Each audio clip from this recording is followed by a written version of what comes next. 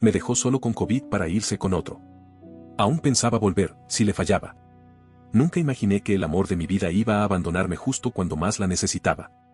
Y no me refiero a una pelea ni a un distanciamiento típico de pareja, hablo de estar enfermo, solo, vulnerable, con fiebre, tos, miedo, y que la persona que prometió quedarse, eligiera irse sin mirar atrás. Me llamo Elías. Tengo 32 años. Esta historia comienza en 2020, cuando la pandemia nos encerró a todos y lo peor de nosotros, y de quienes nos rodean, salió a la luz. La última vez que la vi como mi esposa fue un martes, por la mañana. Llevaba una maleta vieja que nunca cerraba bien, la misma con la que habíamos viajado a la playa en nuestro primer aniversario. Me dijo que se iba por unas semanas a casa de su prima en Colorado, que la cuarentena le estaba afectando mentalmente. Que necesitaba espacio. Que no sabía cómo sostener el encierro. Yo estaba contagiado con COVID. No hospitalizado, pero bastante mal. El cuerpo me dolía como si hubiera sido atropellado. La fiebre no bajaba y apenas podía levantarme para ir al baño. No tenía familia cerca.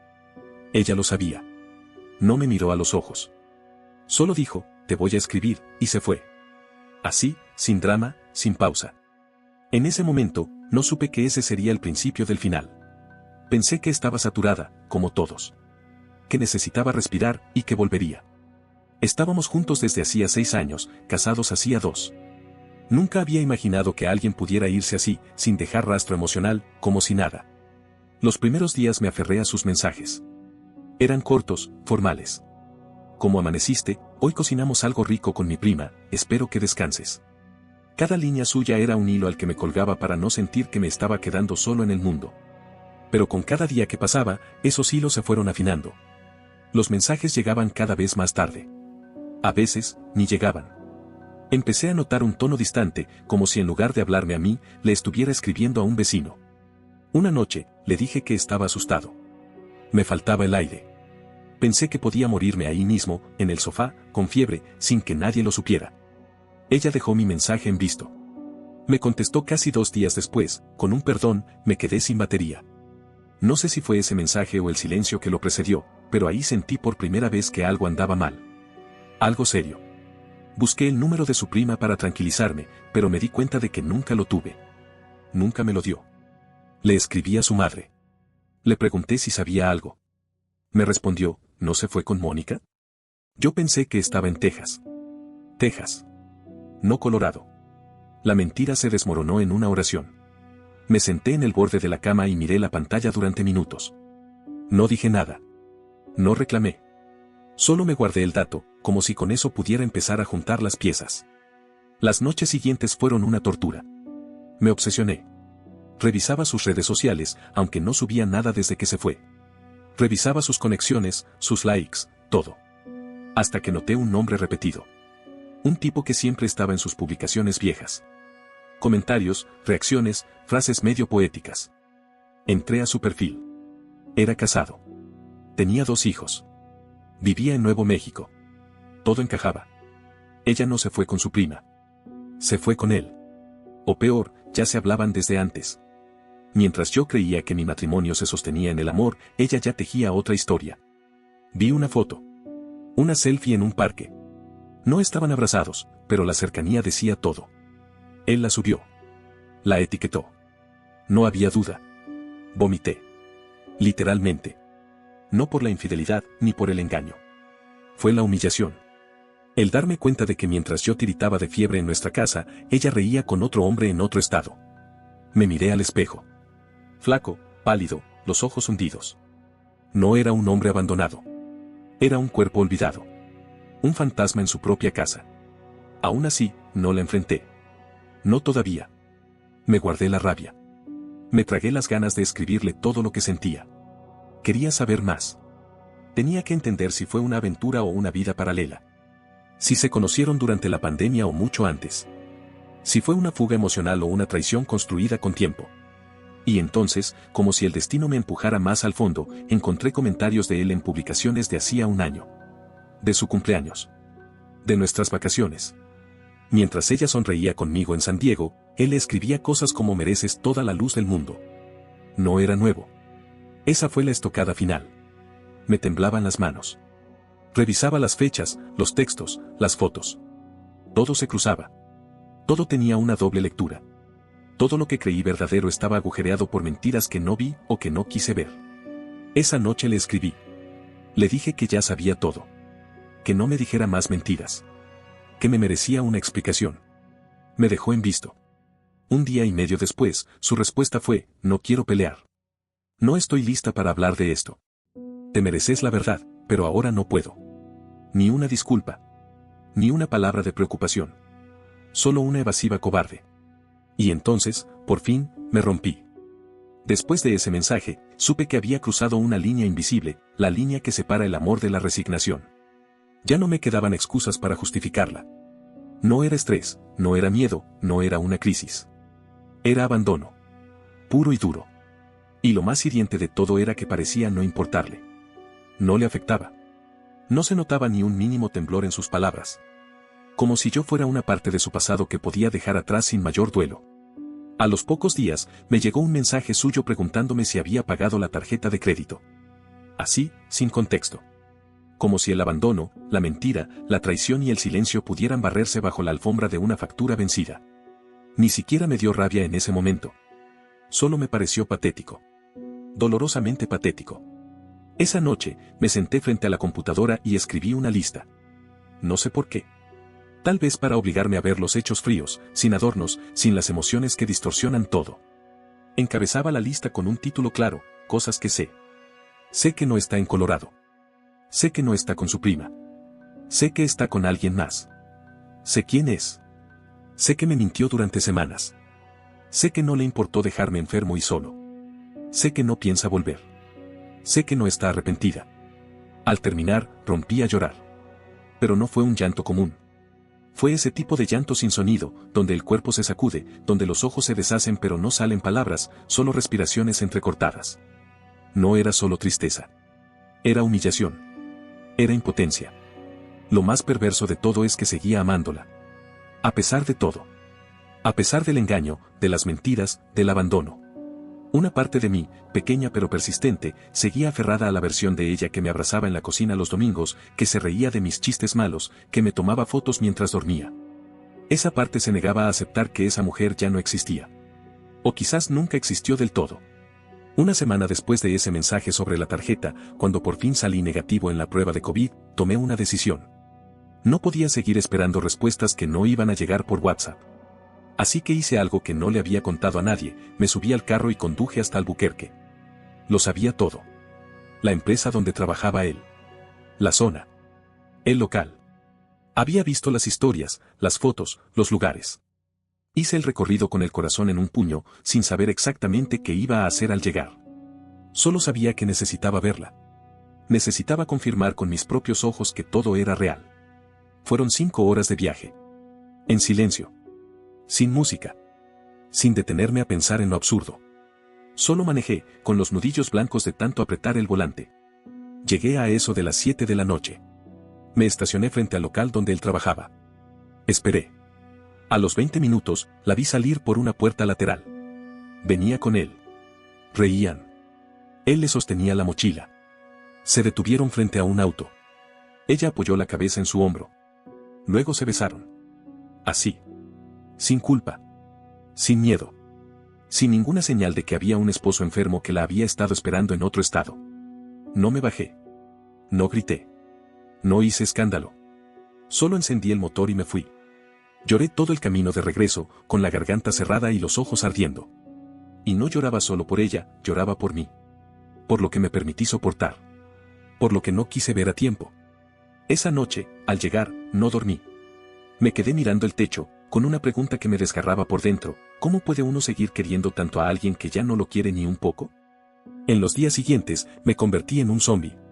Iba al supermercado como si flotara. Comía por reflejo. Dormía cuando el cuerpo me rendía. Seguía recibiendo mensajes sueltos de ella. Algunos sobre cosas de la casa, otros sin ningún propósito aparente. ¿Cómo estás? Hoy soñé con vos. Frases que caían como anzuelos. No contestaba siempre. A veces sí. Otras, las dejaba en visto. Pero cada mensaje era una daga. Cada notificación, un recordatorio de que ella todavía jugaba a la ambigüedad, a no irse del todo. Una noche, sin avisar, se apareció en la casa. Tocó la puerta como si todo estuviera bien. Yo estaba tirado en el sofá, con una película que ni estaba viendo. Al abrir, la vi con una sudadera vieja, sin maquillaje, como si quisiera parecer la versión doméstica que solía abrazarme después de cenar. Me dijo que solo quería hablar. Que no iba a quedarse. Que necesitaba cerrar las cosas. La dejé pasar. Se sentó en la mesa. Yo no me moví del marco de la puerta. Me habló de cosas sueltas, vagas. Dijo que estaba confundida. Que se había equivocado. Que el otro tipo no era lo que pensaba. Que últimamente se sentía sola. Que no sabía qué quería. La escuché en silencio. Cuando terminó, solo le hice una pregunta: ¿por qué volviste? Se encogió de hombros. No sé. Te extraño, murmuró. No respondí. Me limité a caminar hacia la puerta y abrirla. Necesito que te vayas. No lo dije con rabia. Lo dije como quien ya no tiene fuerza para pelear. Se levantó, me abrazó. Ese abrazo fue como tocar un fantasma. Luego se fue. Y así, sin más, se selló una grieta más de todo lo que una vez fue. Pasaron casi 3 semanas sin saber nada de ella. Fue el silencio más largo desde que se fue, y no lo niego, hubo días en los que pensé que por fin todo estaba terminando. Que tal vez ahora sí había entendido, ahora sí se iba a quedar lejos, dejarme sanar. Empecé a salir más seguido. A caminar solo por el vecindario, sin audífonos, sin música, solo escuchando mis pasos. Fue mi forma de recordarme que estaba vivo, que todavía podía poner un pie delante del otro, aunque me sintiera vacío por dentro. Una tarde incluso volví al gimnasio, sin ninguna motivación real, solo porque el cuerpo me dolía de tanto estar acostado. Me sentía ajeno en mi propia piel, como si estuviera reconstruyéndome a base de pura rutina. Y justo cuando empezaba a estabilizarme un poco, ella volvió. Un mensaje. Así, simple. ¿Podemos vernos? Me quedé mirando esas 3 palabras como si fueran una bomba sin detonar. Era una trampa, lo sabía. No porque ella quisiera lastimarme a propósito, sino porque su sola presencia ya era una herida abierta. Pensé en ignorarlo, pero no pude. Respondí con lo único que podía ofrecer en ese momento. ¿Para qué? Tardó horas en contestar. Para hablar. En serio. Solo una vez. A veces uno acepta cosas sabiendo que va a salir mal. Y aún así, va. Eso hice yo. Le dije que sí. Nos encontramos en una cafetería pequeña, a unas cuadras del viejo departamento. Era un lugar que solíamos frecuentar, lo cual me pareció cruel de su parte. Pero accedí igual. Porque en el fondo, todavía quería entender. Ella llegó antes. Me sorprendió. Siempre solía hacerme esperar. Estaba sentada junto a la ventana, con un café que apenas había tocado. Me vio entrar y sonrió, una sonrisa tímida, culpable, que no llegaba a los ojos. Me senté enfrente. No pedí nada. Gracias por venir, dijo. Yo no respondí. No quería facilitarle el terreno. Pasaron unos segundos en silencio, hasta que ella suspiró y empezó a hablar. Primero, divagó. Dijo que estaba confundida, que había tomado decisiones impulsivas, que nunca quiso hacerme daño, que su intención no era reemplazarme. Dijo que él, sí, ese, se había portado raro en las últimas semanas. Que desde que su esposa lo descubrió, todo cambió. Que ya no le escribía como antes, que estaba distante, que se notaba nervioso. Que a veces la hacía sentir como un estorbo. Yo la miraba, sin pestañear. No te llamé para que sientas lástima, dijo al notar mi expresión. Te llamé porque no puedo avanzar con este peso. ¿Y yo qué tengo que ver con eso? Pregunté. ¿Yo soy tu cierre? ¿El que te ayuda a soltar lo que vos rompiste? Ella bajó la mirada. Jugaba con el borde de la taza como una niña que sabe que metió la pata. No quería perderte del todo. Ya me perdiste, respondí. No hoy. No con esto.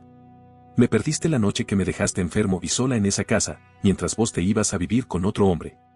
Todo lo que vino después solo fue la repetición del daño. Ella se quedó callada. La conversación siguió un rato más. Me dijo que había pensado en volver, que incluso llegó a empacar una vez.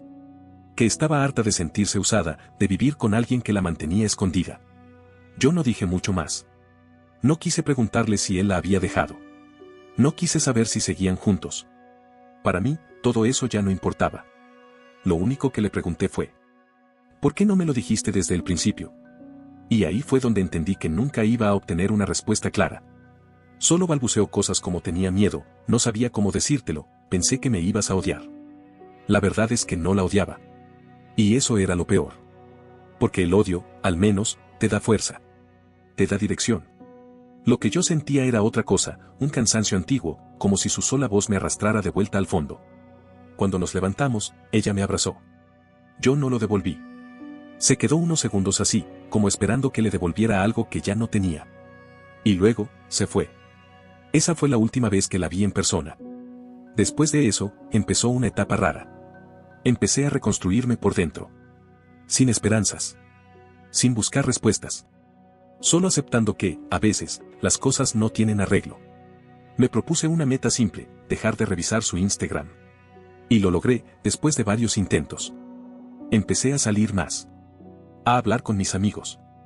A contarles de a poco lo que había pasado. Al principio me daba vergüenza. Como si la traición que sufrí fuera culpa mía. Como si me lo hubiera buscado. Pero con el tiempo entendí que no. Que uno puede amar con el alma, y aún así, no ser suficiente para alguien que no sabe valorar nada. Un viernes por la tarde, recibí una llamada de una mujer que no conocía. Era la esposa del tipo. Me había encontrado por un comentario en Facebook. Me pidió si podía hablar conmigo. Al principio dudé. Pero acepté. Esa conversación cambió algo en mí. Me di cuenta de que ella también había sido víctima. Que le habían mentido igual que a mí. Que también se había sentido estúpida, reemplazada, invisible. Y entre los dos, como si fuéramos los restos de un naufragio, reconstruimos una historia que ya no tenía sentido para ninguno, pero que nos dolía igual. Le conté todo lo que sabía. Le pasé la foto del restaurante. Le dije que ella y yo nos habíamos cruzado sin saberlo, en el mismo infierno privado. Ella me agradeció. Me dijo algo que todavía recuerdo con claridad.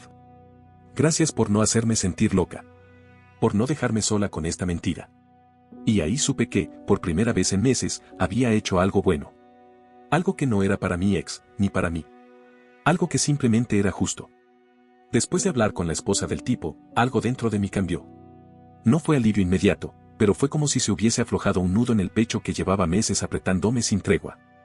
Por primera vez, entendí que no todo lo que pasó fue por culpa mía.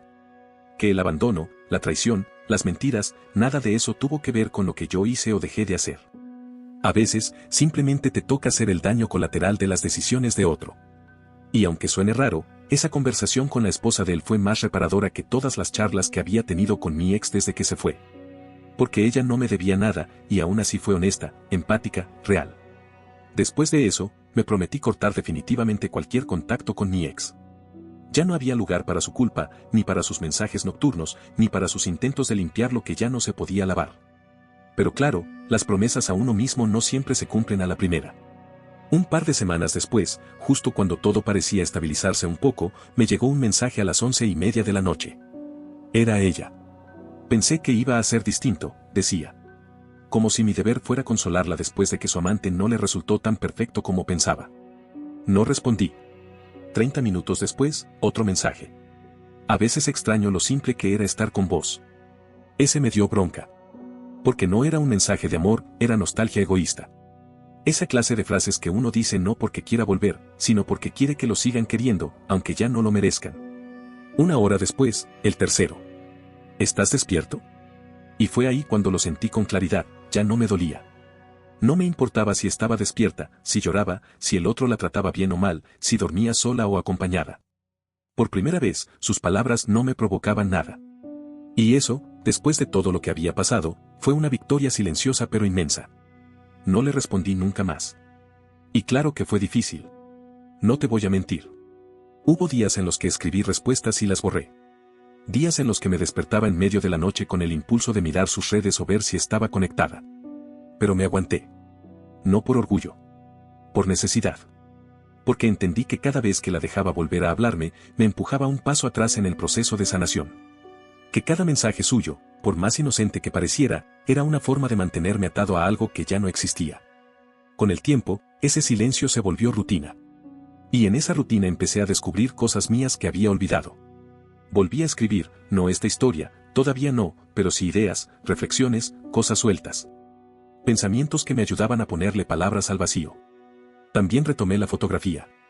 Compré una cámara de segunda mano y empecé a salir los fines de semana a sacar fotos de la ciudad, de la gente, del cielo, de lo que fuera. Me ayudaba a poner la atención en otra cosa.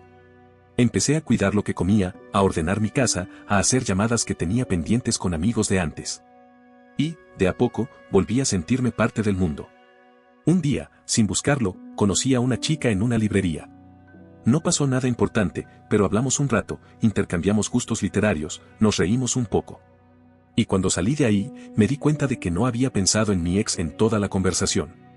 Y eso, en medio de tanto desastre, fue luz. Pasaron varios meses. En ese tiempo, ella dejó de insistir. O tal vez insistió y yo ya no lo notaba, porque había bloqueado sus notificaciones. No lo sé. No me importó comprobarlo. Hasta que un día, en medio de una tarde cualquiera, me llegó un mensaje desde un número desconocido. ¿Podemos vernos por última vez? Necesito cerrar esto. Supe que era ella al instante.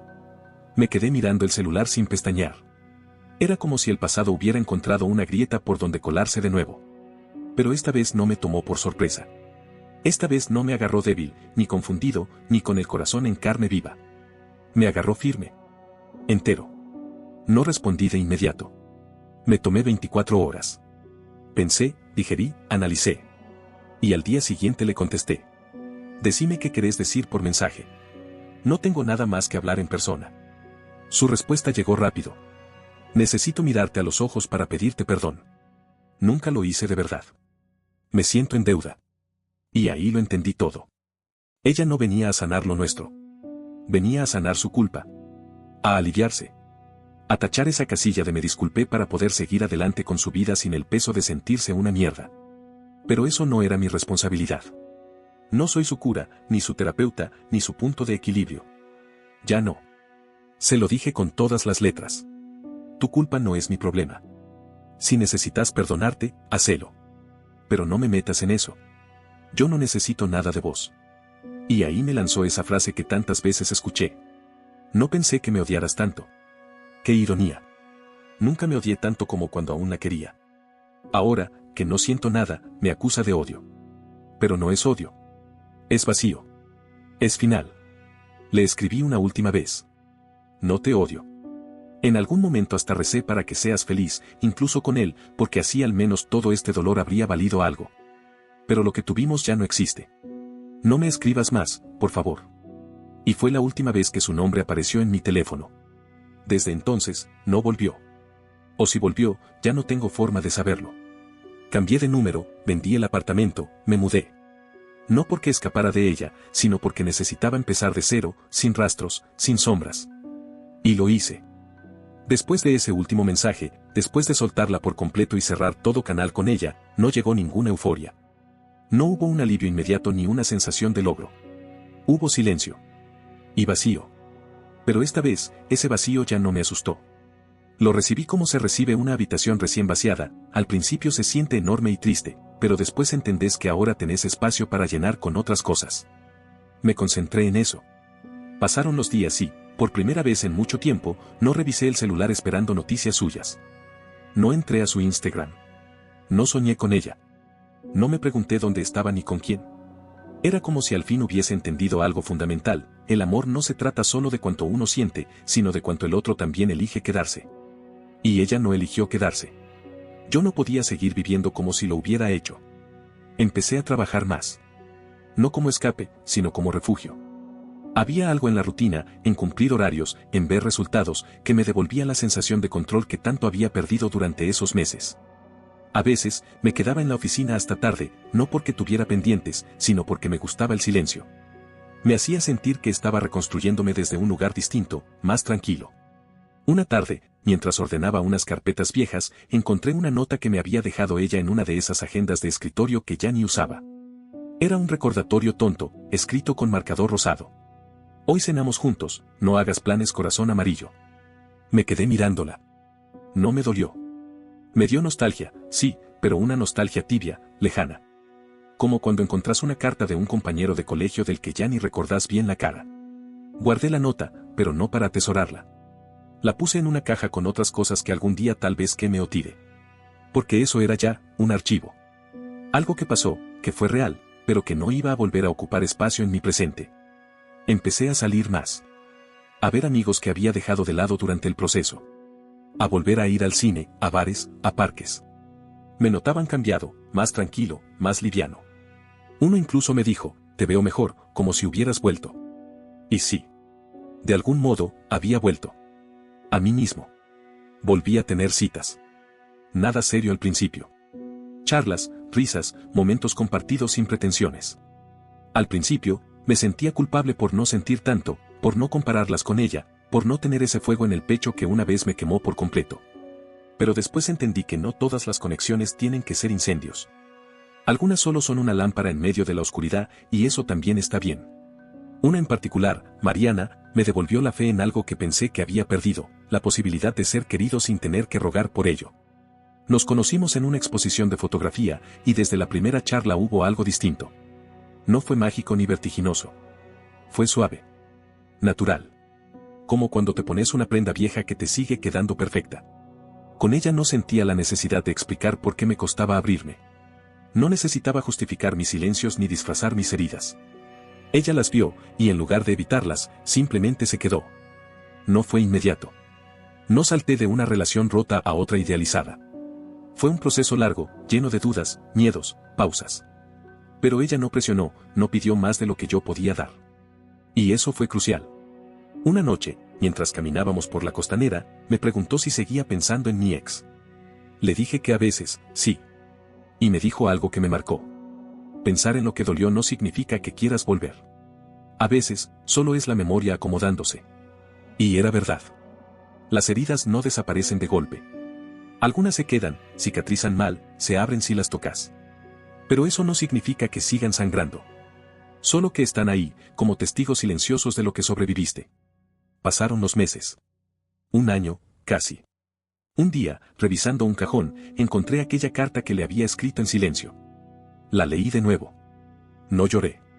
No temblé. Pero me sorprendió algo, ya no me identificaba con cada palabra. No porque no fueran ciertas, sino porque ya no me habitaban igual. Era como leer el diario de un extraño que, en algún momento, había vivido en mi piel. Decidí quemarla. No por bronca, sino como ritual. Me senté en el balcón con una taza de café y un encendedor. La vi consumirse hoja por hoja. No pensé en ella. Pensé en mí. En lo lejos que había llegado. En lo que me había costado. En lo que me merecía. Y entendí algo que ahora te comparto a vos, que estás leyendo hasta acá. Hay pérdidas que no se lloran solo una vez.